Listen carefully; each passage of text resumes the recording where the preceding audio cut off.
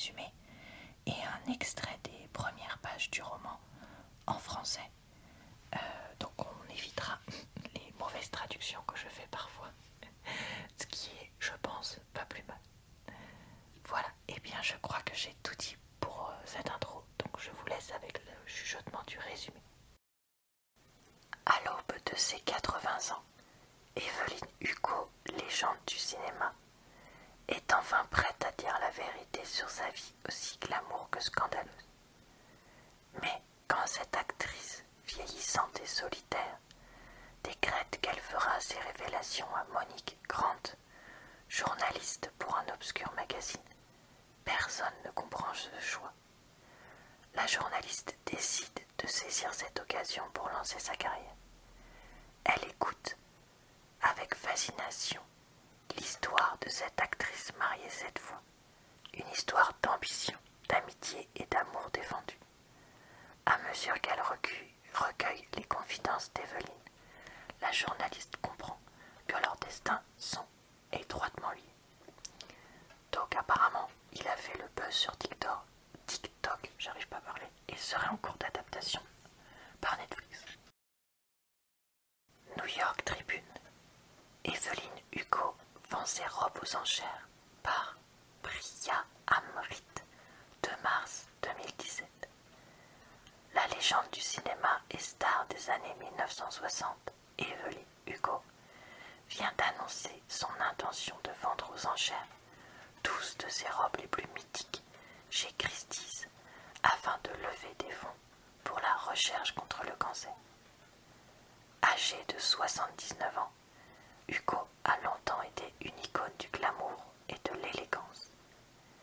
Elle est connue pour son style à la fois chic et sensuel, et les plus célèbres looks de Hugo ont fait date dans l'histoire de la mode à Hollywood. Ceux qui aspirent à être propriétaires d'un fragment de l'histoire de Hugo seront intrigués, non seulement par les robes elles-mêmes, mais aussi par le contexte dans lequel elles ont été portées.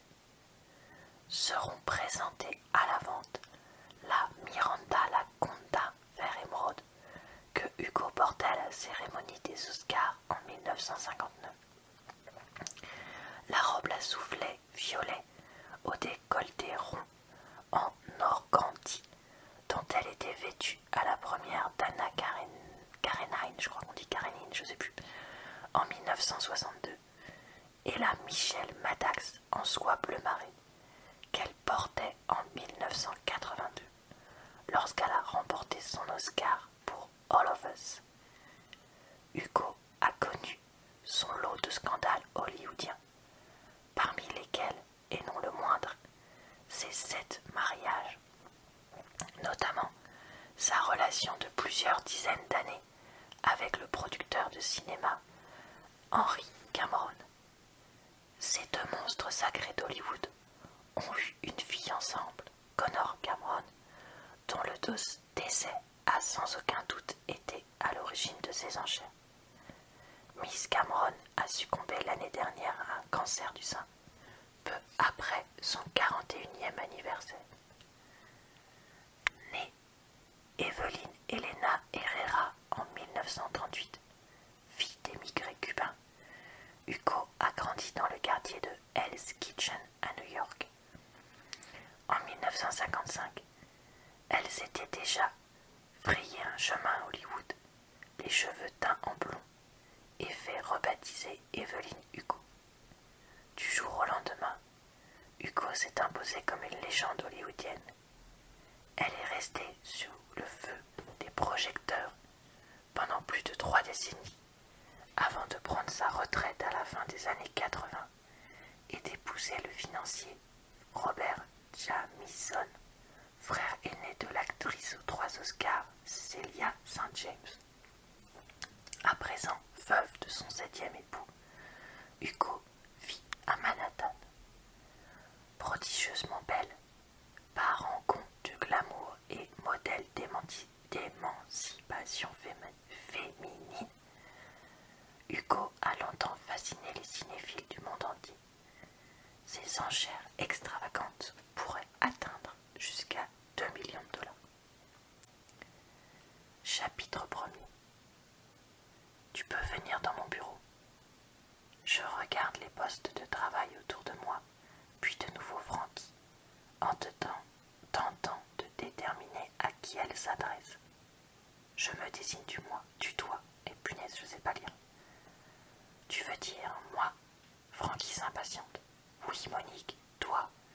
C'est précisément la raison pour laquelle j'ai dit « Monique, tu peux venir dans mon bureau ». Désolé, je n'ai entendu que la dernière partie de la phrase. Frankie se retourne. J'attrape mon bloc-notes et lui emboîte le pas. Il y a quelque chose de très frappant chez Frankie. Je ne sais pas si l'on dirait qu'elle dégage un charme conventionnel. Elle a les traits sévères, les yeux très écartés, mais c'est néanmoins quelqu'un qui attire tous les regards et inspire l'admiration. Avec son mètre 80 longiligne, sa coupe afro très courte et son penchant pour les couleurs vives et les gros bijoux, quand Frankie entre dans une pièce, on ne voit qu'elle. Voilà, je m'arrête là pour ma lecture et je vous laisse avec un petit instant vlog, c'est-à-dire un point que j'ai fait quand j'étais en train de lire le livre. Un point lecture entre guillemets, sachant que je n'ai pas fait de révélation particulière dedans, puisque je préfère vous laisser les avoir quand vous lisez le livre vous-même. Alors, qu'ai-je donc pensé de ce livre? Eh bien, je suis mitigée, comme je vous le disais juste avant, parce que j'ai eu beaucoup de mal à rentrer dans ce livre. L'auteur prend le temps de nous installer le personnage de Evelyn Hugo, avec donc Monique qui va écrire sa biographie, maintenant qu'elle est proche de la fin. Evelyn Hugo n'est pas écrite pour être un personnage qui nous soit particulièrement plaisant ou agréable. Et ça, c'est quelque chose qui m'a beaucoup perturbée parce que je la comprends, mais je n'arrive pas à l'aimer. Et j'ai donc du mal à voir ce que beaucoup de monde a vu dans ce livre. Beaucoup de personnes disent que ce livre est vraiment génial, génialement bien écrit. Alors, il est bien écrit, ça, je n'ai rien à dire là-dessus. Je suis d'accord que l'auteur a bien fait ce qu'il fallait pour écrire un bon livre, dans le sens avec le début qui pose un peu la situation, la chronologie de l'histoire d'Evelyn Hugo, puis pourquoi elle fait tout ça entre guillemets à la fin. Mais je n'ai pas réussi à accrocher avec cette histoire. En fait, j'ai l'impression que le but de ce livre, c'est de nous montrer, déjà, de nous rappeler ce que c'était les années 60, 50, 70 et 80, de ce que c'était d'être une femme à l'époque, de ce que c'était d'être une star à l'époque, etc. Et je ne doute pas que ce qui est dit soit vrai ou très proche de la vérité et n'ait pas pu être quelque chose qui soit arrivé à des tas de femmes à l'époque. Je vais faire un léger spoiler, mais il y a aussi des choses sur la sexualité des femmes de l'époque qui est traitée. Qu'est-ce que c'est d'être obligée d'être une femme soumise à son mari et d'autres aspects que je voudrais ne pas dire parce que c'est quand même une grosse révélation qu'on a au bout d'un certain temps dans le livre, un quart, un tiers. Donc voilà, je pense pas que ce soit bien que je le dise là. Mais voilà, il y a des choses qui sont intéressantes qui étaient traitées là-dedans.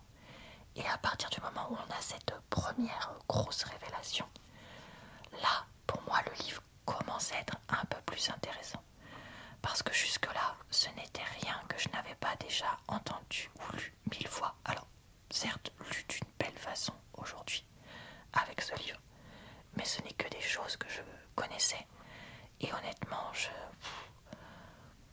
je n'y voyais pas grand intérêt, si ce n'est que de dire et de redire des choses. Alors après, oui, c'est important de redire les choses pour éviter que l'histoire ne se répète, mais bon, à 34 ans, 35 ans, je connais déjà toutes ces choses-là, et je sais pas si en fait, j'ai du mal à me sentir appelée, entre guillemets, par ce livre, parce que je crois que si j'étais une jeune femme vingtenaire, peut-être que je me sentirais complètement waouh, parce que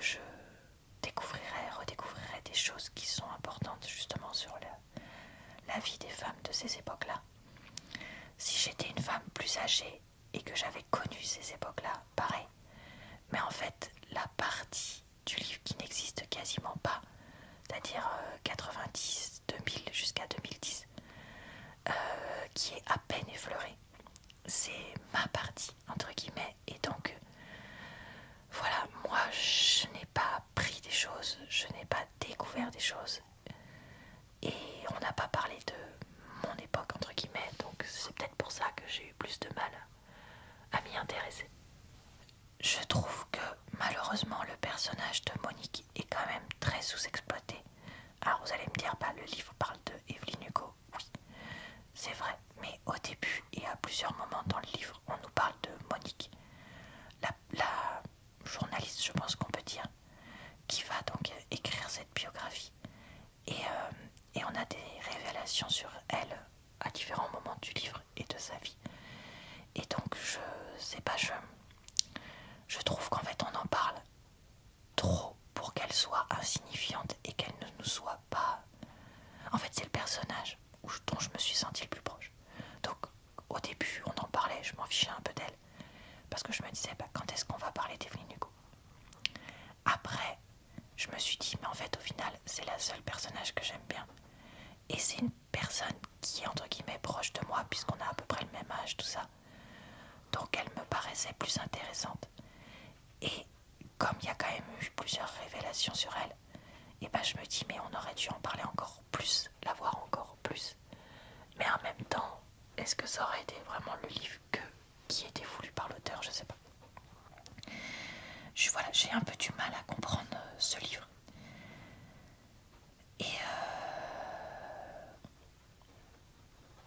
Et j'ai du mal à mettre une note en fait. Je sais pas du tout comment je vais noter ce livre-là. Le jour où je finirai par compléter mon Goodreads de l'année 2024. Donc avec les notes que je mets à chaque livre que j'aurai lu dans l'année et etc. Parce que c'est le genre de livre, je sais que je vais y repenser de temps en temps. Mais en même temps, c'était pas plaisant à lire. Et je me dis pas, waouh, j'ai passé un super moment. En fait, je me dis pas, waouh, j'ai été divertie. Waouh, j'ai adoré les personnages. Waouh, j'ai appris plein de choses. Vous voyez, on n'est autant aucune de ces situations-là. Et vous savez que moi, j'aime bien les livres avec justement des histoires de vie. Mais là, j'ai pas aimé parce que c'est pas une histoire de vie qui m'a donné envie de m'y intéresser. Là, c'est une histoire de vie du Hollywood des années 50-60 et en fait, c'est pas quelque chose qui m'intéresse parce que c'est entre guillemets pas quelque chose qui m'est inconnu, ni quelque chose qui me, comment dire, qui me fait rêver ou me donne envie ou me fait réfléchir. Il y a donc certains aspects du livre qui sont intéressants et qui font que je l'ai quand même lu jusqu'au bout. C'est en lien avec cette histoire de révélation que je vous disais mais que je vais pas vous dire. Et c'est là, une fois qu'il y a eu ça, que ça a commencé à m'intéresser. Mais en fait, dans le fond, je me suis quand même un peu ennuyée. Pourquoi je me suis un peu ennuyée? Parce que la morale de ce livre, c'est quand même d'aimer ses proches et d'en prendre soin et que c'est eux qui sont importants. Mais ça, moi, c'est quelque chose que, bah, encore une fois, je sais déjà. Et j'ai pas besoin d'un livre comme ça pour l'entendre. Et donc, voilà, ouais, globalement, voilà, j'ai été quand même déçue. Je regrette pas de l'avoir essayé. Je pense que c'est peut-être un livre qui me fera plaisir de relire, peut-être dans 5 ou 10 ans quand j'aurai une maturité qui aura changé. Mais voilà, je ne peux pas dire que je l'ai aimé. Voilà, et bien je crois que je vais m'arrêter là pour cette vidéo parce que j'ai un peu fait le tour de ce que j'avais à dire. Je vous retrouve très bientôt dans une prochaine vidéo d'avis de livres. J'espère que cette vidéo vous a plu, relaxé, diverti et aidé à savoir si ce livre était pour vous ou pas. Je vous souhaite donc une bonne soirée, une bonne nuit ou une bonne journée.